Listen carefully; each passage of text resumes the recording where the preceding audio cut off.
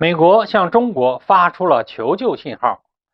被中俄泼了一盆冷水后美国国内麻烦也来了，近200家银行或随时爆雷。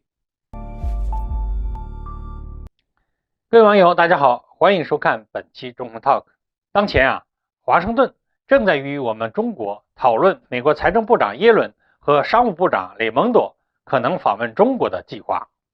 而白宫的表态也表明，美方确实有派耶伦和雷蒙多访华的意愿。一旦他们成行这就意味着将是中美关系自2月份因为无人飞艇事件而陷入寒冬以来，两国之间最高级别的访问。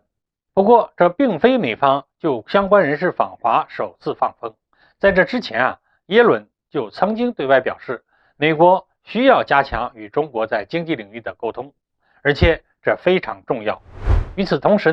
雷蒙多也一度表示有计划今年访问中国，声称尽管美国正面临来自中国的挑战，但这不代表美国要在经济领域与中国脱钩。实际上近年来美国历届政府对中国的敌意持续增强，极尽围堵打压中国企业，美国政治精英阶层也无不迫切的想要与中国彻底断交，这都成了美国时下的政治正确了。可线下突然又嘴上说不要与中国经济脱钩，美国政府这是唱的哪儿一出呢？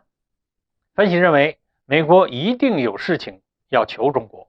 过去一段时间，美国针对中国的打压制裁不断，在南海、台海等多个方向更是频频挑衅叫嚣，制造地区紧张之际，却没有想到美国他自己国内遇到了大麻烦。根据最新研究资料显示由于受到美联储加息的影响，当下美国有多家银行持有的债券等金融资产价值是大幅缩水，部分银行的资产价值更是减少了 20% 以上。在这种情况下，有相关专家就说了，如果市场信心持续不足的话，那么部分储户要提走存款，最终很可能有186家银行面临暴雷。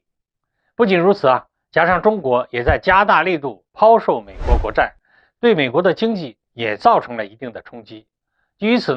很多人认为此番美国方面派出耶伦和雷蒙多是急于求助于中国。面对美国国内严峻的金融业危机以及债务危机，美国是再也装不下去了。更何况这几天中国和俄罗斯还坐上了一桌，美国能不担心中俄两国会达成什么重大协议吗？此番中方赴俄罗斯与俄罗斯举行会晤，美国虽然表面上不在乎，但是实际上早已经是着急了，所以这才随后便宣布要派出财政部长和商务部长访问中国。一方面是看到对中国的打压起不到作用，而美国国内却出现了诸多问题；另一方面则是被中俄举行的高层会晤给震惊了，所以美国暂时放下了高傲的霸凌姿态，先是向中国示好，然后迅速打起安排财政部长和商务部长对中国进行访问的主意，希望中国能够伸出援手，在美债和外贸方面帮助美国度过这次危机。